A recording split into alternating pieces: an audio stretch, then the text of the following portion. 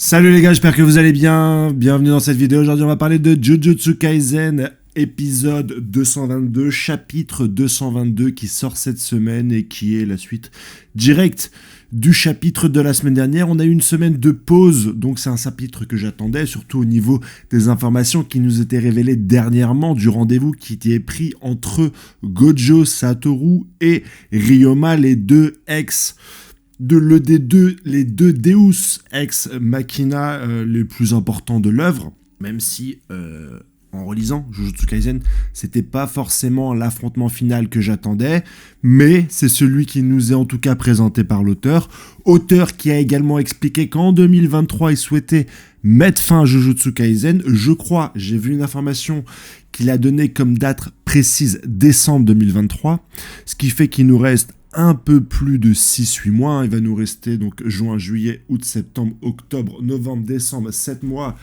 4 chapitres par mois, ça fait 4 x 7, 28 à peu près, si t'enlèves les pauses, une vingtaine de chapitres, ce qui fait pas grand chose, finalement, pour finir son œuvre. Ça nous laisse du temps si l'œuvre se finit derrière le combat Gojo contre Sukuna, ça nous laisse pas beaucoup de temps si d'autres combats doivent être développés, et là de ce qu'on sait, il y a au moins le combat de ce cher Satoru, ou en tout cas de Kenjaku, plus précisément, combat moins important, ennemi moins important, en mon sens, que Ryoma, mais qui doit quand même être développé, et on attend une réponse par rapport à ce personnage millénaire, double millénaire, qui a décidé de revenir dans le corps de Satoru pour faire quoi? La traque, angoisser les Japonais de telle sorte à ce que l'énergie occulte qui en découle puisse créer un monstre qui dépasserait son imagination,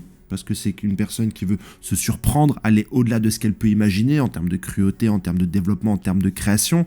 C'est d'ailleurs la personne qui a réussi à créer des hybrides, en mettant enceinte des darons, je crois la daronne d'Itadori, finalement elles sont très très sales ces lunettes et ça risque de faire dégueulasse à l'écran, donc j'essaye de les nettoyer en même temps. Donc lui il est dans de la création pure. En termes d'antagoniste, il y a la volonté d'écrire quelque chose qui dépasse l'entendement, il y a du transhumanisme, j'entends, mais c'est pas vraiment l'ambition d'un antagoniste qui m'a fait le plus rêver. Des fois quand c'est simple, c'est pas mal. Freezer, Doflamingo, Meruem de Hunter x Hunter, tu vois, quand on a des gens un peu plus... ça peut être des choses élevées, ça peut être des choses spirituelles, mais un peu plus concrètes que de la méta transhumanisme, de vouloir créer quelque chose qui me dépasse. J'ai du mal à accrocher, j'ai du mal à adhérer. C'est un personnage qui est venu comme un cheveu sur la soupe et prenant l'apparence de Satoru qui avait quand même un certain charisme. Depuis le flashback, voire même avant. Donc, beaucoup de mal à me lier finalement à ce personnage, mais il doit aussi avoir une fin. Donc sur les 20 chapitres, il va falloir partager 10 sur Satoru Gojo, puis 10 sur Kenjaku. Mais il y a également d'autres choses à voir, vous vous en doutez bien. Quand on parle de Ryoma, on parle de la version Ryoma en mode Megumi.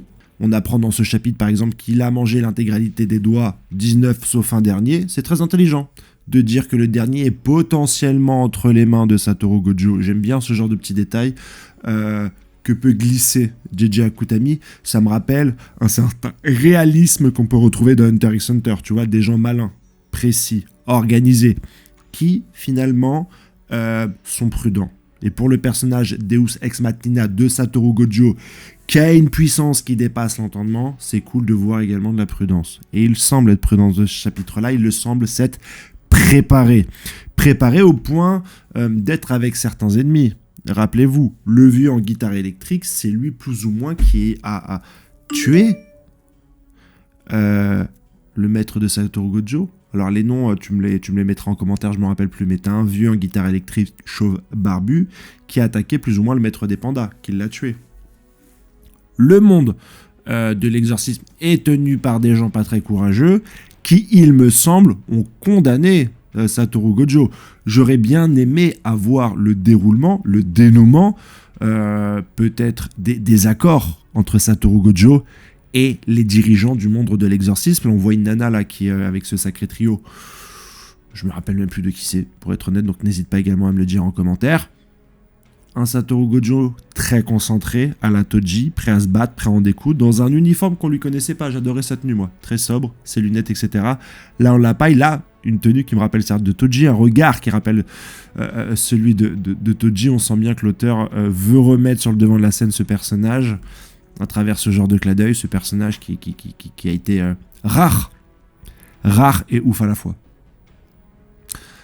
On a ce cher Itadori qui lui met une tape dans le dos et qui arrive un petit peu à décomplexifier, à attendrir l'atmosphère. Mais c'est son regard lors de son entraînement qui me rappelle le Satoru Gojo du début. On sent une certaine forme d'autorité, de condescendance de la part du personnage principal envers ce pauvre exercice qui lui sert de punching ball pendant l'entraînement. On n'a pas eu beaucoup d'entraînement, beaucoup disent sur Twitter que c'est rushé, beaucoup de critiques, mais moi j'ai toujours lu Jujutsu Kaisen en ouvrant mes chakras. Il y a énormément de choses que je ne comprends pas, il y a énormément de choses qui ne sont pas expliquées par l'auteur, et on le sait, c'est comme ça que j'apprécie l'œuvre. Je trouve ça même occulte de ne pas tout savoir, d'avoir des intrigues, de me faire surprendre. C'est un des univers qui m'angoisse le plus, peut-être avec celui d'Hunter x Hunter. De par là, dans Hunter x Hunter, c'est la capacité de tomber sur une personne qui a n'importe quelle naine. Et donc, il faut être extrêmement prudent, parce que sinon, il y a des réelles conséquences au combat, au choix que tu vas faire. Dans Jujutsu Kaisen, c'est différent. C'est tellement obscur et j'ai tellement du mal à comprendre que je me dis tout le monde peut faire n'importe qui, n'importe quoi. Ça devient compliqué. Ça devient vraiment compliqué, cette histoire. Le chapitre nous montre ce combat-là, et très certainement que ce combat-là ne va pas être le centre névralgique de la narration. Je m'explique. On commence à comprendre à travers le personnage de Kenjaku que les gens devront s'organiser habilement autour de ce combat pour arriver à leur fin. Le plan des exorcistes est simple, en tout cas de ce qui est décrit dans ce chapitre-là. Les trois plus forts, que sont Yuta, Maki et Kenji, vont se tenir non loin du combat, car si Satoru Gojo meurt, il va très certainement blesser Sukuna, on espère le plus gravement possible, et ces trois-là, c'est ceux qui ont la plus grande capacité à finir le travail. On part déjà donc sur une stratégie des exorcistes qui porterait Satoru Gojo sur une défaite. Ce qui est fortement probable, parce que d'un côté, tu as l'exorciste le plus puissant de sa génération et qui a deux pouvoirs qui ont contribué à une certaine puissance. Est-ce qu'on a un flashback de une information selon laquelle Ryoma aurait été ou scellé ou tué ou combattu par un possesseur du sixième œil et du pouvoir de l'infini. On sait que des ancêtres de Satoru Gojo possédant ce double pouvoir qui tombe rarement et quelqu'un maîtrisant les 10 ombres se sont affrontés dans un combat d'exhibition jusqu'à la mort, mais on ne sait pas si Ryoma craint ces deux pouvoirs. Le cas échéant, s'il les a déjà rencontrés. Je crois savoir que Kunjaku, oui, Ryoma, non. Donc pour moi, Ryoma est plus fort, normalement. Surtout que on voit dans le chapitre qu'il mange plus ou moins, donc c'était vraiment son corps. Cet amas de chair qu'on a vu dans les épisodes précédents quand Kunjaku allait sur les barrières fondatrices, c'était pour récupérer donc le corps de Sukuna qui semble vouloir dévorer. Une autre image que j'ai en voyant ce chapitre-là, c'est que Megumi va pas s'en sortir maintenant. Je pensais que Ryoma allait récupérer finalement son propre corps. D'autant plus avec la théorie que Kenjaku cherchait son propre corps. Il se trouve que non. Donc c'est bien Megumi qui va servir de réceptacle à cette dernière forme de Sukuna.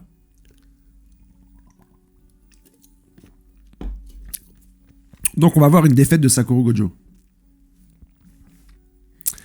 Est-ce que c'est pas une redite par rapport à le fait qu'il ait été scellé? Qu'est-ce qui va s'organiser derrière? Pour Kenjaku, c'est un peu plus flou. Comme tout ce qui concerne ce personnage et ses ambitions, j'en ai parlé un peu plus tôt dans la vidéo, mais finalement, ce personnage, il va aller profiter de cet événement et de ce combat, de ce duel, pour aller tuer les derniers exorcistes. Il a dit qu'il y en a 61 donc finalement qui sont morts parce qu'ils n'ont pas voulu participer à la traque, il n'a pas voulu les noms, il en parle à Tengen, et il te fait un petit discours en t'expliquant que ceux qui détestent le plus, même si c'est pas vraiment les mots qu'il emploie, c'est ceux qui ne bougent pas, qui n'ont pas l'intuition d'essayer de s'en sortir, parce que tu avais une chance de t'en sortir, surtout depuis que la première loi a été dictée par l'avocat, là, Hirumi, je crois qu'il s'appelle, qui a dit que potentiellement on peut s'échanger des points. C'est Itadori qui lui a demandé de mettre cette règle-là avec ses 100 points. Donc finalement, tu pouvais rentrer dans la track, t'échanger des points et plus ou moins survivre sans combattre. Et ceux qui ne sont même pas rentrés dans la track n'ont pas pu bénéficier de ça. Donc il fait une critique là-dessus. Ça me rappelle plus Suguru, qui finalement passe à l'acte quand il commence à avoir une définition plus précise de sa manière d'éradiquer les fléaux. Pour ça, il se dit que si je tue les humains, ils ne généreront plus d'énergie occulte qui crée les fléaux. Et il va dans ce fameux village où il tue finalement tout le monde, il tue ses parents, etc. C'est quelqu'un qui va jusqu'au bout de ses idées. Et là, on a Kenjaku qui est dans le corps de quelqu'un qui va jusqu'au bout de ses idées, dire qu'il déteste les gens qui ne font même pas le premier pas, finalement. Il parle à Tengen de cela. Est-ce qu'il a voulu mettre les Japonais dans cette traque pour expliquer cela? Ça me semble encore théorique. Je vais pas dire que j'aime pas ce personnage, mais ça me semble vraiment théorique. On peut également avoir des flashbacks. À ne pas oublier qu'il y a des petits trucs qui pouvaient être intéressants sur Ryoma et Kenjaku. On a eu des petites bribes pendant la track. On attendait plus d'informations, mais ça pourrait être directement dans ce combat. S'articuler autour de ce combat. Et c'est pas mal. Au final, dans de très rares mangas, tu as eu un combat de 2 Deus Ex Machina ou 2 figures d'autorité très puissantes en termes de combat final. T'as Meruem contre le président des Hunters, mais l'histoire continue après ça. Tu as le 3e Hokage contre Orochimaru, mais l'histoire continue après ça. Dans très peu de mangas, au final, tu as 2 figures d'autorité telles que peuvent l'être Ryoma et Satoru Gojo qui s'affrontent sur un combat final. Et ça, c'est cool. Et ça, c'est très cool. Et donc, j'en suis content. Pour ceux qui disent que ça rush, non, si ça s'articule autour de ça, c'est quelque chose de nouveau, c'est un bon concept. Et la traque mortelle, à part une suite de combats, et de temps en temps Kenjaku qui te mène sur des pistes qui sont quasi tous caduques, parce qu'il va te dire au bout d'un moment qu'il veut vendre l'exploitation d'énergie occulte liée à la traque en tant qu'énergie à des gouvernements. Tantôt il te dit que c'est une manière pour lui de créer la bête ultime. Tu sens ensuite qu'il essaye de se rapprocher de Ryoma, qui parle pas vraiment de ses motivations, mais tu comprends pas pourquoi Kenjaku le fait. Il erre de but en but sans jamais vraiment trouver la finalité de tout ça. Depuis une dizaine de chapitres, il te dit qu'il va arrêter la traque, alors que ça fait 19 jours et que l'aspect temps n'était pas vraiment développé avant. Il y a pas mal de choses floues finalement autour de ce personnage, mais un flashback ou deux nous expliquant un peu ses motivations ou les origines de Itadori pourrait être sympa. Surtout que dans ce combat, donc en premier plan, qui pour moi ne sera pas le focus, va permettre de garder très proche Maki, Yuta, Kenji, qui donc va s'occuper donc de Kenjaku, Itadori. Au moins on a cette affiche-là qui plus ou moins nous est donnée. 20 chapitres pour traiter de tout ça, c'est court. Donc le combat ne sera pas très long. Qu'à cela ne tienne, les combats n'ont jamais été vraiment très longs dans Jujutsu Kaisen, et 2 personnages aussi puissants, à part se donner des grandes patates pour montrer que chacun est plus fort que l'autre, en termes d'intérêt scénaristique, c'est bien que ça ne s'éternise pas.